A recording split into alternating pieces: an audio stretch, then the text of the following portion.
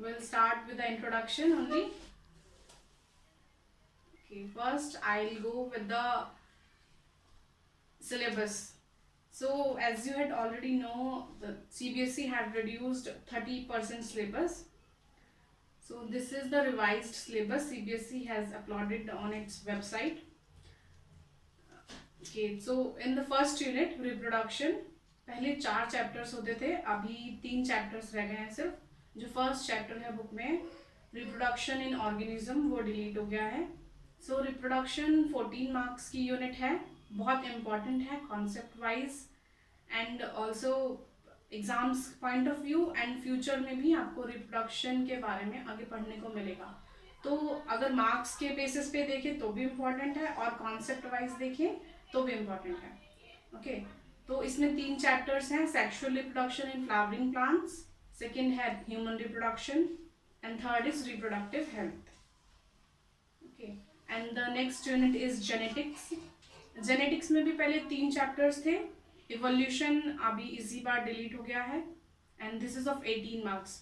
So if you see अभी 2 chapters हैं सिर्फ, principles of heredity and variation and second is molecular basis of inheritance. तो क्या है कि अगर आप चैप्टर का शेयरिंग देखेंगे तो 9 मार्क्स का एक चैप्टर होगा, क्योंकि चैप्टर थोड़ा लॉन्ग है तो और कॉन्सेप्ट वाइज है, तो फिर मतलब पढ़ना में कॉन्सेप्ट ज़्यादा आएगा लेकिन आप स्कोर भी उतना ज़्यादा कर सकते हैं। तो ये भी बहुत इंपॉर्टेंट है from exam point of view and from the like concept wise. Next is biology and human welfare, this is of 14 marks. इसमें भी 2 चैप्टर्स हैं, तो स्कोरिंग है और वेरी इजी। तो human health and disease and microbes in human welfare. Okay, so next is biotechnology and its application, ये 12 marks की है। इसमें सिर्फ 2 चैप्टर्स हैं, बहुत इजी हैं। एप्लीकेशन तो बहुत इजी रहता है एग्जाम पॉइंट ऑफ व्यू से, ज़्यादा कुछ नहीं है, 4-5 चीज़ें लर्न करने की हैं और प्रिंसिपल्स एंड प्रोसेसेस में आप कॉन्सेप्ट समझ लीजिए, बस हो गया। इसके बाद है इकोलॉजी, 12 मार्क्स, पहले 4 चैप्टर थे, अभी सिर्फ 2 चैप्टर रह गए हैं, organisms and population and biodiversity and it's conservation. Okay, this completes the syllabus. तो पहले 16 चैप्टर होते थे और अभी सिर्फ 11 चैप्टर है। ठीक है, इसमें कुछ कंफ्यूजन?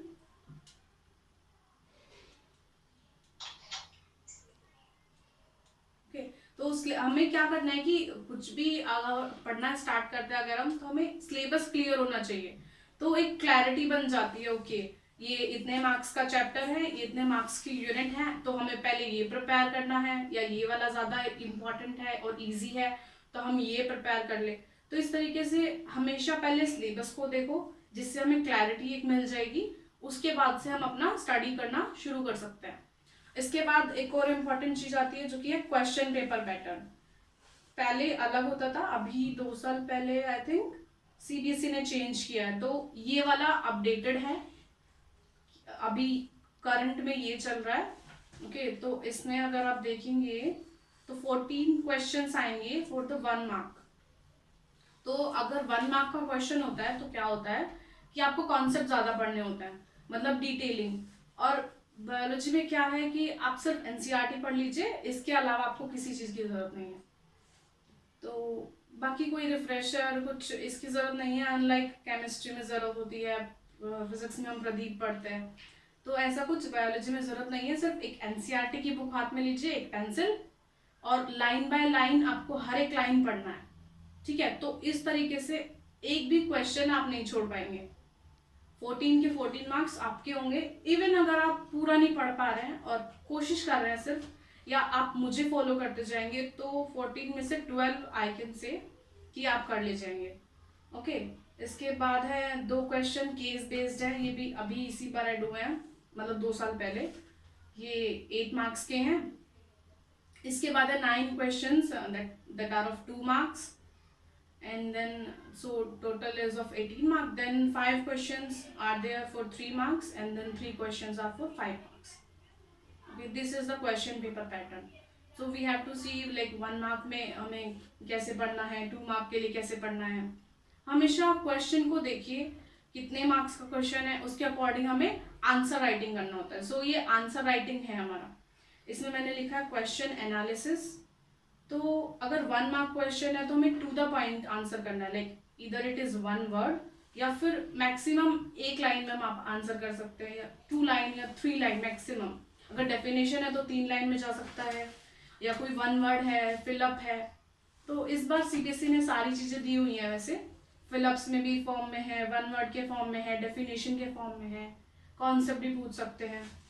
देन आता है 2 मार्क क्वेश्चन। तो 2 मार्क क्वेश्चन में आप क्या करते हैं, इसमें भी टू द पॉइंट आंसर होगा, लेकिन एक्स्ट्रा आप क्या कर सकते हैं, लाइक मार्क्स गेन करने के लिए, क्योंकि टू द पॉइंट आंसर तो सभी लिखने वाले हैं, आप एक्स्ट्रा क्या करेंगे ये मैटर करता है। तो आप ऐड कर सकते हैं flow chart. And then comes the 3 mark question. इसके लिए आपको थोड़ी सी मेहनत करनी पड़ती है, लेकिन अगर थोड़ी सी कर ली तो 3 के 3 मार्क आपके हो जाएंगे। ऐसा 5 मार्क के क्वेश्चन में नहीं होता है। तो 3 मार्क क्वेश्चन में आप क्या कर सकते हैं कि एक रफ डायग्राम ऐड कर दीजिए, वेल लेबल डायग्राम की, या नीट एंड क्लीन, उसमें हम टाइम लगा रहे हैं उसकी जरूरत नहीं है, सिर्फ रफ डायग्राम और उसके 2 या 3 लेबलिंग जितना भी है उतना कर दीजिए। अगर डायग्राम कोई नहीं मिल रहा है तो फ्लो चार्ट बना सकते हैं। तो कोई अननेसेसरी डिटेल लिखने की जरूरत नहीं है, टू द पॉइंट आंसर लिखिए, कोई रफ डायग्राम बना दीजिए, रफ डायग्राम नहीं है तो फ्लो चार्ट आप बना सकते हैं। Okay, then comes the 5 mark question. इसमें क्या है कि थोड़ा सा स्ट्रक्चर्ड आपको फॉर्मेट लेके चलना पड़ेगा, क्योंकि 5 मार्क क्वेश्चन में क्या होता है, टीचर हमेशा सोचता है लाइक आप 4 नंबर दे देते हैं, ओके ज्यादा अच्छा लिखा है, ठीक है 4.5 दे दिया। 5 मार्क देते हुए थोड़ा सोचता है, लेकिन आपको पूरे नंबर चाहिए, आपको 5 में से 5 चाहिए, तो आप उसके लिए थोड़ी सी मेहनत करनी पड़ेगी, थोड़ा वेल लेबल डायग्राम बनाना होगा, जो कि बना लेते हैं, लाइक बायो स्टूडेंट्स बना लेते हैं। फिर अगर किसी क्वेश्चन में डायग्राम नहीं है तो आप एक्स्ट्रा क्या कर सकते हैं, आप फ्लो चार्ट बना सकते हैं खुद से। इवन अगर बुक में नहीं दिया है, एग्जाम आइडिया में नहीं दिया है, फिर भी आप ट्राई कीजिए, जैसे आपने कॉन्सेप्ट पढ़ा है उसी के फॉर्म में आप फ्लो चार्ट में के फॉर्म में लिख दीजिए, लाइक स्टेप बाय स्टेप। तो ये एक बहुत अच्छा इम्प्रेशन देगा एग्जामिनर को लेके कि हाँ बच्चे ने समझा है, रटा नहीं है। तो इस तरीके से आप स्कोर कर सकते हैं बहुत अच्छा, अगर इस फॉर्मेट में आप आंसर राइटिंग कर रहे हैं। ठीक है, ये था सिलेबस, क्वेश्चन पेपर पैटर्न और आंसर राइटिंग। इसमें कोई क्वेरीज?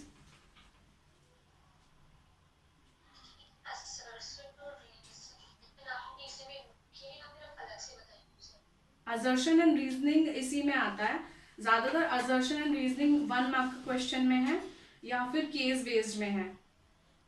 ओके, तो वो उसी में आ जाएगा, उसमें हमें कॉन्सेप्ट समझने की जरूरत है बस, वो बहुत इजी है, तो वो इतना टफ नहीं होगा। जब हम सैम्पल पेपर प्रैक्टिस करेंगे तो उसे हम करेंगे, उसके कॉन्सेप्ट को तब हम समझेंगे। ओके ओके ओके, तो फिर नेक्स्ट स्टार्ट करें। Next is the chapter first will start today, that is chapter second हम स्टार्ट कर रहे हैं, क्योंकि चैप्टर फर्स्ट तो सीबीएसई डिलीट कर चुकी है। तो this is sexual reproduction in flowering plants.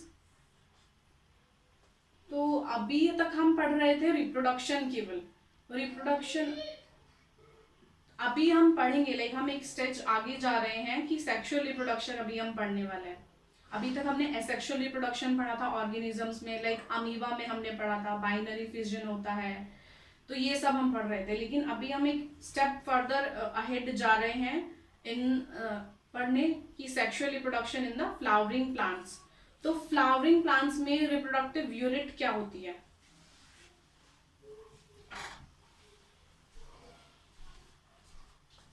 Okay, so flowering plants में रिप्रोडक्टिव